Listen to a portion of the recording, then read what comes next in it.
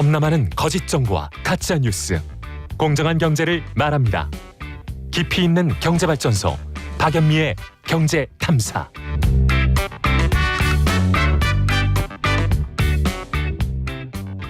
네, 홍길도님, 거리에서 장사하시는 붕어빵 파는 아저씨들 따뜻하게 돈 많이 버셨으면 좋겠어요. 이런 말씀 해주셨는데 따뜻한 마음이 전달이 되네요.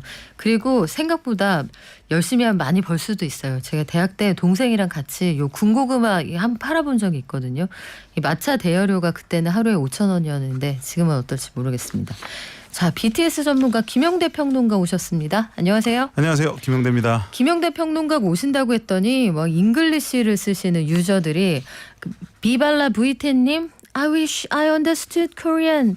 아, 나도 한국말 알아들을 수 있으면 진짜 좋을 텐데 이런 분들이 굉장히 많아지셨어요. 이거 왜 그렇습니까? Thank you for coming.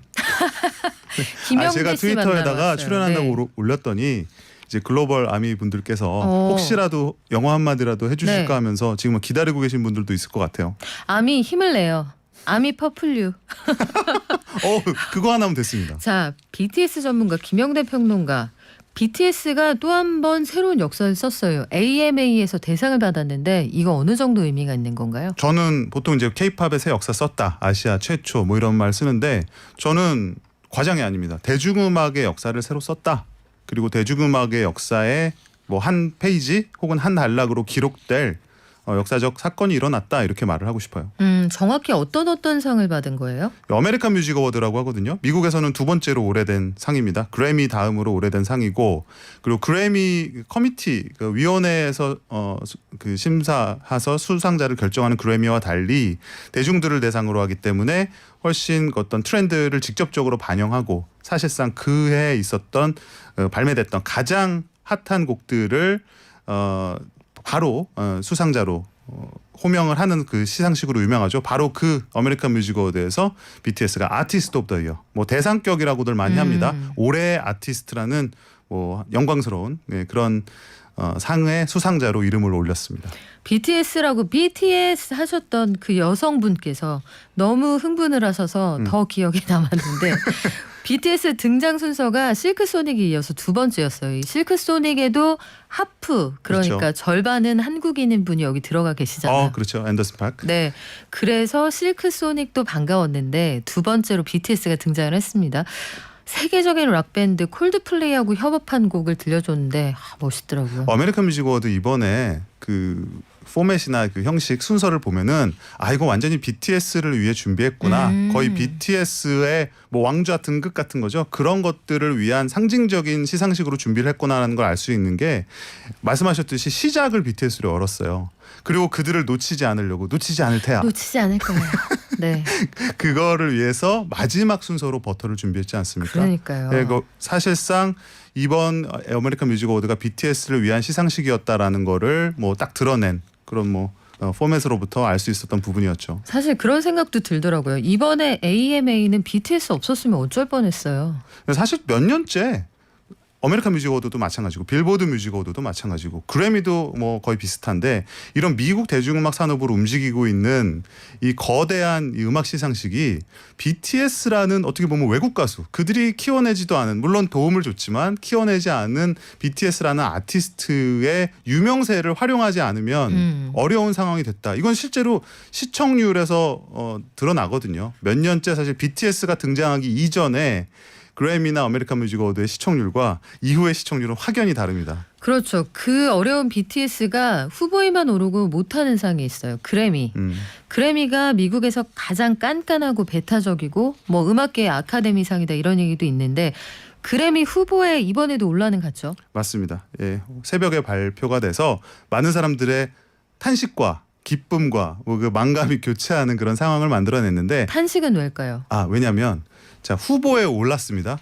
지난해에 이어서 팝 듀오 그룹 퍼포먼스라는 부문에 버터라는 곡으로 올랐는데, 그거는 굉장한 성과죠. 그리고 2년 연속 올랐기 때문에 앞으로 이거는 그 어떤 아시안 아티스트도, 그 어떤 비미국 영국권 아티스트도 이루기 어려운 성과라는 거는 거의 확실해요. 그런데 다만 지난해 보여준 버터의 어마어마한, 뭐 올해죠, 버터의 어마어마한 인기, 그리고 뭐 지난 몇 년간 이어온 BTS 현상을 생각을 한다라면 우리가 소위 주요 부문이라고 하는 뭐 주요 부문이라는 말을 쓰진 않습니다. General Fields라고 하거든요. 이 General Fields 안에 있는 Record of the Year, Song of the Year 정도의 BTS가 올랐어도 전혀 이상하지 않았을 텐데 오르지 못했다라는 것 때문에 지금 많은 사람들의 아쉬움을 자아내고 있고 심지어 뭐 한 언론은 이거는 과연 BTS의 손해일까? 그래미의 손해일까? 이런 말도 하고 저는 있어요. 후자에 한 표 걸겠습니다. 그렇죠.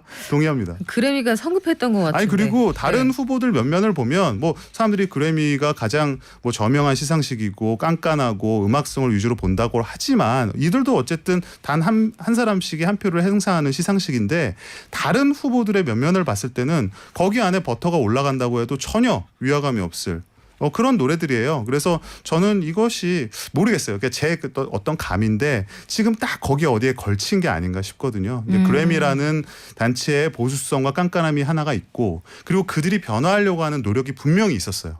예. 그래서 뭐 심사위원단 구성도 많이 바꾸고 기준도 많이 바꾸고 했는데 그 어디에 딱 걸쳐진 게 아닌가 싶어서 개인적으로 물론 아쉽습니다. 하지만 그들이 2년 연속 그래미의 후보가 되었다라는 역사적인 그런 의미 같은 거는 변화가 돼서는 안 되겠죠. 회색이 돼서는 안 되겠죠. 그래요. 임박했다. 저는 그런 느낌이. 아 진짜 임박했는데 네, 너무 임박했다. 아쉬워요. 딱 여기까지였는데 해외 언론들 반응은 어때요?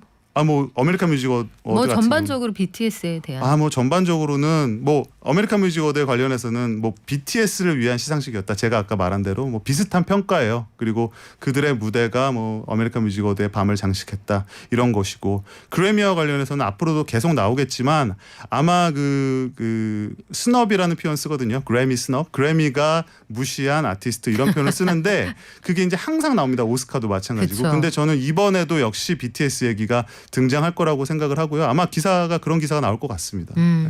그래요. 현지에서도 사실 위켄드 같은 훌륭한 가수들도 거기에서 제대로 대접 못 받는다 이런 얘기 가끔 그럼요. 있었잖아요. 네.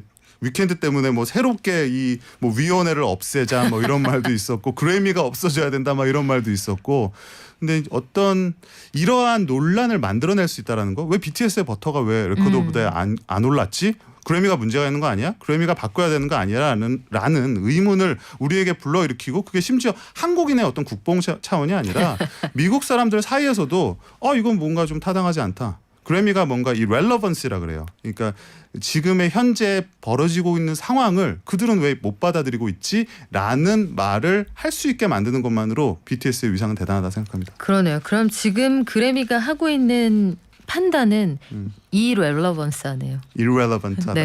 어우 영어 잘하세요. 감사합니다. 지금 시류를 좀 제대로 읽지 못하고 있다 이런 생각도 드는데 여하간 BTS는 계속 앞으로 나갈 겁니다. 미국 현지에서 콘서트도 준비를 하고 있죠. 이번엔 관객하고 만납니까? 맞습니다. 소피 스테디움이라고 LA 램스, LA 찰저스의 그 홈구장으로 미국에서 가장 많은 관객을 동원할 수 있는 스테디움으로 알려져 있는데 27일, 28일 한다고 하고요. 12월 초에도 또 공연을 합니다. 사실 이제 몇 번 안 되기 때문에 아쉬워요. 이게 그 일반인들한테 오픈되는 단계까지 가지 못하고 VIP 회원, 그러니까 과거에 콘서트 취소된 그 티켓을 구매해야만 했던 사람들을 위해서 1차적으로 오픈했는데 그것만으로 지금 매진이 다 돼 있어서 일반인들은 구하지도 못하고 있고 지금 10,000불 가까이 안표 값이 상승을 했다고 합니다. 네, 안표는 나쁘지만 인기의 척도이기도 하죠. 맞습니다. 다음에는 콘서트 한국에서 해서 호텔 매진 사태 한번 보자고요. 지금까지 국내 최고의 평론가 김영대 평론가와 함께했습니다. 고맙습니다. 감사합니다.